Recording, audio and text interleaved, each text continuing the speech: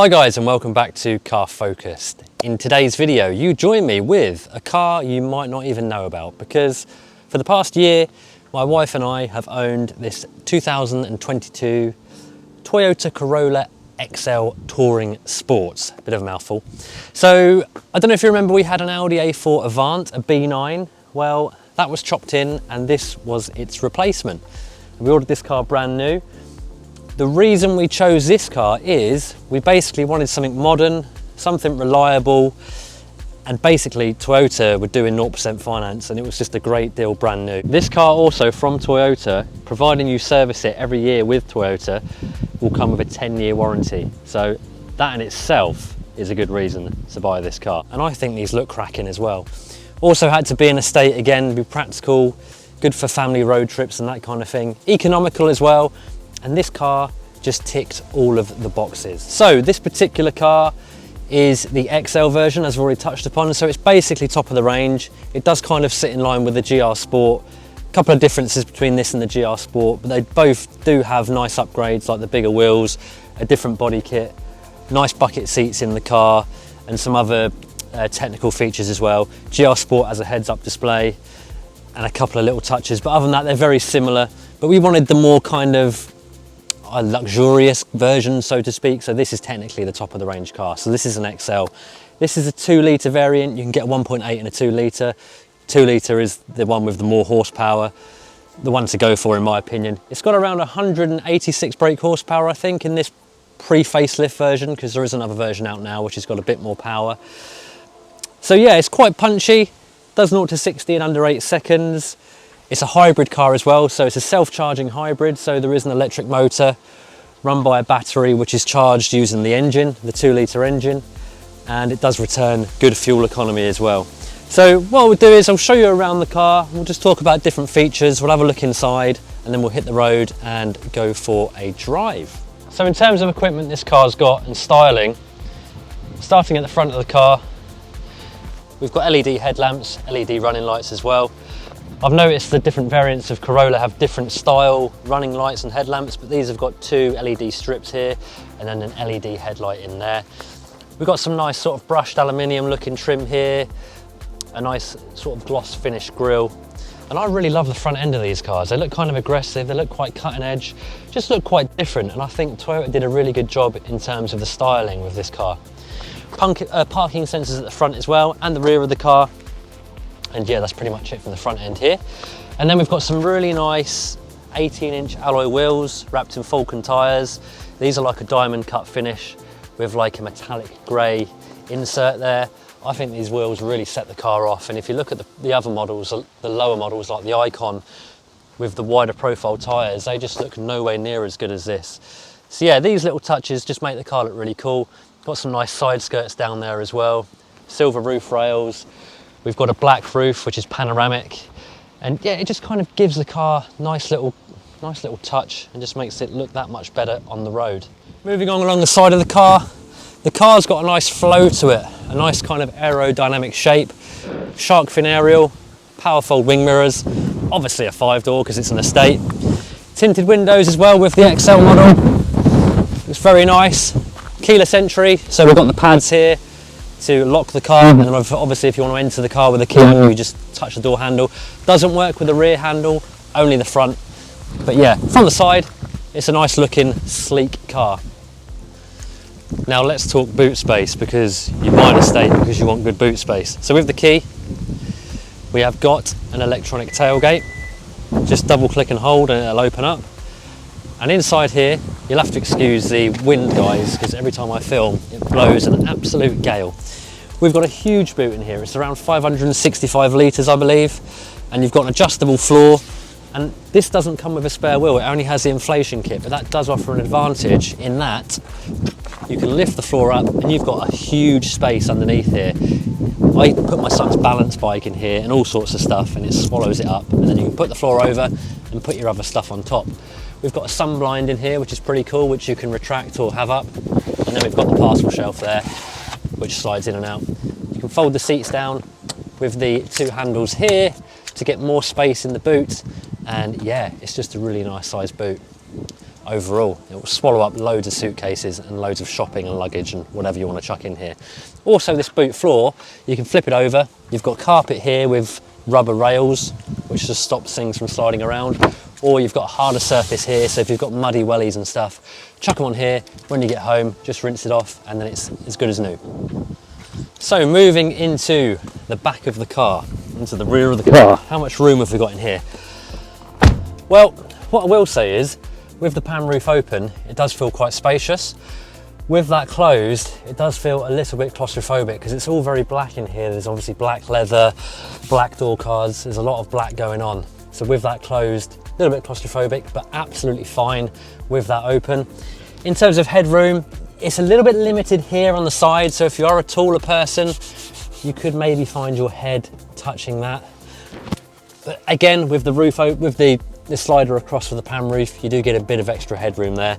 In terms of knee room, this driver's seat is set for my driving position. I've got plenty of knee room here. These seats are pretty comfortable. Does feel quite nice in the back here as well. You've got some air vents as well, but you've got no control over the temperature in the back. That's all done from the front of the car. Got a central armrest with 2 coffee cup holders, which is a nice touch. Yeah, it just feels nice and comfortable in here. I could see myself being perfectly fine on a long journey. Isofix points as well. This car takes my son's Joey 360 chair, no problems whatsoever. Plenty of room in here, he's more than comfortable. So yeah, in the back, it's more than sufficient. What I will say is, when you do fold these seats down to accommodate more things in the boot, the only downside is because you've got the battery underneath these seats, you can't fold these seats forward to then swallow the back rests up. So when the seats do come down, you've got the sort of floor of the loading area here, so you do lose out a little bit, whereas some cars you can fold these forward, then these go down into there to give you more room. So it could be a bit of a negative, but you can still chuck loads of stuff in here with these seats forward. I've done it, trust me, on a road trip to France, and I've got 7 suitcases in here, no problem whatsoever. So yeah, in the back of the car, it is a nice place to be. Now moving on to the front of the car, the driver's seat. So, this car in the front. Now, you think of Japanese cars, Toyotas, Hondas, and you kind of think of cheap, nasty plastics. They've never been renowned for doing like a high quality interior. Well, things have moved on, and this car is actually pretty nice inside. There's a lot of soft touch materials. You've got like a faux leather trim dashboard here. It's all very soft and nice to touch. Even around here as well, it's stitched there. Again, faux leather. You've got this piano black gloss finish trim around here. Obviously a leather stitched steering wheel, which feels really nice. So yeah, it's not like Audi, BMW quality, but it's still a nice place to be. It's all very simple, very functional. You've got an armrest there again, which is leather. 2 cup holders here. Sufficient door bin storage. Adequately sized glove box. And what is quite good about this, I noticed on a long trip as a passenger, this dashboard almost acts as like a bit of a shelf. So if you want to kind of if you're getting some food out or something, you can rest it on there and it will stay there. It won't fly off or anything like that, and it just acts as like a nice little handy shelf. But yeah, the inside of this car is very nice. These bucket seats, which are also in the GR Sport, very comfortable. They've got electric lumbar support, but manual adjustment everywhere else. Quite a few mod cons in this car, as you'd expect. We've got automatic high beam, we've got adaptive cruise control, parking assist, front and rear parking sensors, we've got lane assist, auto wipers, auto lights, all that kind of thing. We've got a half digital instrument cluster, so you've got a big screen, it's like 6-inch screen I think in the middle, and then you've got the traditional fuel dials and rev counter there. Now this car is kind of weird because it's a 22 plate. It's like a kind of a crossover between the pre-facelift and the facelift. So we've got the facelift infotainment. So you've got the 10.5-inch screen here without the buttons. So it's all pure touchscreen, along with the dual climate control and stuff like that. Heated seats as well. And yeah, it is a nice place to be, guys. Quite surprised really. So I think that's enough of a tour of the outside and the inside of the car. Hopefully I've covered everything. But more importantly now, let's get the car fired up and head out on a bit of a drive, and I'll give you my thoughts on what it's actually like to drive on the road. So here we are in the Corolla, behind the wheel. go for a little drive, just talk about what it's like, my experiences with the car. So firing up the car, if there's enough charge in the battery, so if you've been using it recently, it will just fire up in EV mode, in electric mode, and it'll allow you to drive off in EV mode up until around 20 to 30 miles an hour on light throttle, where the 2-litre petrol engine will then take over. So pulling off, very quiet as we are in EV mode. Now the car will make a kind of spaceship kind of sound to alert pedestrians that you are on the move, rather than the car being silent. It's just like a safety kind of thing, a bit like all EVs now. So yeah, we're doing 20 miles an hour. Let's see how fast we can go until the petrol engine kicks in. So we're now doing 30, we're still in EV mode. So if you're driving around town in traffic, it's actually more fuel efficient than if you're doing a long journey on a motorway. And that's where you can get the really high economy, is if you're doing city driving or kind of slow driving in traffic and that kind of thing.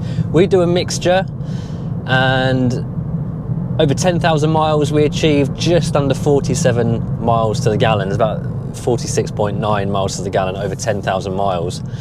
And that's mainly dual carriageway with a bit of town thrown in. 47 miles per gallon, all round driving a little bit quick here and there, I think is pretty good. Anyway, so on the move. Now we've got a CVT gearbox in this car, which if you're new to a CVT, it is quite an odd sensation. So essentially the car doesn't go through the gears traditionally. It's more like a kind of a cone kind of box where the gears are kind of geared along it. So it's a bit like a moped, like an automatic moped. So when you accelerate, it will just kind of stay at 5,000 revs, but the speed of the car increases. It's quite a weird sensation.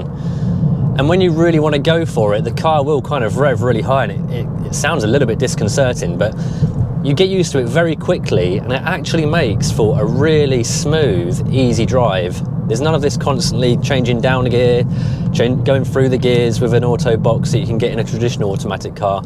This is just quite a nice, smooth experience, and it really works with the hybrid system, actually. Now, we do have different drive modes. We've got eco mode, which does feel a bit lazy, a bit sloppy. That's the whole point. It's there to try and be fuel efficient. Then the normal mode, which is kind of the best of both worlds, which is what I use all the time. And then you do have a sport mode, which just increases the throttle sensitivity. It doesn't really do anything else. But if we just want that extra kind of pickup on initial throttle application, then sport mode is good for that. But the engine itself, it is very punchy for what it is, and it's more than quick enough to get you out of any sticky situation that you might find yourself in. It's very good off the line because it utilises the electric motor initially, and then the petrol engine will kick in. So you can just nip kind of in and out of traffic and stuff if you want to do that, and pull out of junctions and stuff quite quickly and quite safely. So driving the car around normally. Now, the steering does feel nice. The car feels quite sharp and direct, actually, and this is one of the things that really surprised me about this car. So we had an Audi A4 Avant before this, a B9, and it was a 3-litre TDI Quattro. That felt very boaty. Although it was a nice car, it was very smooth, it felt very boaty. Whereas this car, it just feels very sharp. If you do quick little turning inputs, it's very reactive on the nose, and the chassis feels like it's from a different car. It doesn't feel like you're driving around a fairly big estate. It just feels nice and light, responsive, and it does feel quite sporty, actually. And for a car of this class, that's quite a good thing. So brakes feel more than sufficient. I've had no problems with the brakes. It's not an over-assisted brake pedal. It's because some brake pedals, you literally get thrown through the windscreen when you kind of breathe on it, but this is nice, a nice kind of linear travel to it. The ride quality of the car, the suspension, it's not super soft, but it's not too firm. It's a nice in the middle. It's like a nice middle ground, and at no point have I thought this car is too stiff, and at no point have I thought it's too soft. So it's just kind of a nice neutrally set up suspension system, and it complements the chassis as well, because if it was too soft it wouldn't really work well in harmony with the chassis. There is a negative, however. because it's got the 18-inch wheels, it has lower profile tyres, and that does create a bit of road noise. If you're on a rough kind of dual carriageway or a rough road, the noise is quite loud actually. And I think if you had one of the lesser spec models like the Icon or something like that with a wider profile tyres, a higher profile tyre should I say, I think it will be a bit of a quieter, maybe even a touch smoother as well, on a run on a rough-ish surface. So more negatives. So we've got the road noise. Now there is another negative, and this seems like basic stuff in this day and age. When the washer fluid level is low, you get no warning. In all of the other cars I've had in the past, even old Fords, you get a warning when the washer fluid is low and you know that it's time to top it up and you're not going to run out. Whereas this, unless you're not checking the washer fluid manually on a regular basis, you'll find yourself all of a sudden trying to squirt and there's nothing left and you have to top up. And if you're in one of those like wintry kind of days where there's constantly salt coming up, it would just be nice to know when your washer fluid is running low. So yeah, that is a bit of a negative. There aren't really any other negatives I can think of. They're the only really two kind of bugbears that I've got. But having driven this car recently on a 2,000-mile road trip down to the south of France, I've really gained a massive appreciation for the car. Now before that, yeah, it was a nice car, it did the job, it carted around the family, it got us from A to B, no complaints, you know, it did everything well. It was just one of those cars, it was just, yeah, it's good, but it's not setting my pants on fire.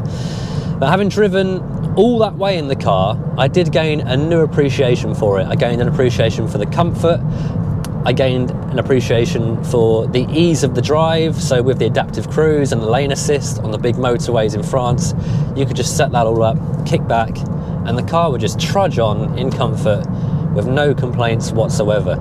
Now we had a car absolutely loaded with suitcases. We had 7 suitcases and a roof box, which was full as well. Two of us as well in the car.